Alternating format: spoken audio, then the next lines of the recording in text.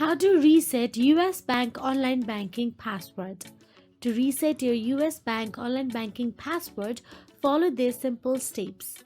First of all, open your preferred web browser, then in search address bar type down usbank.com and navigate to its official website. Now, tap on the first option available there and you will visit the US Bank official page.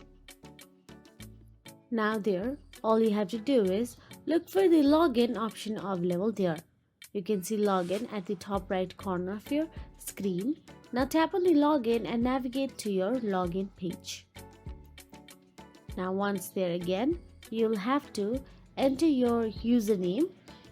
But since we are resetting the online banking password, so simply tap on the forgot username and password option available there.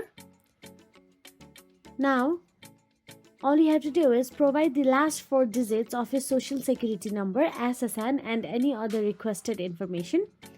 Then select how you would like to receive a verification code and input your 6-digit code sent to your chosen method.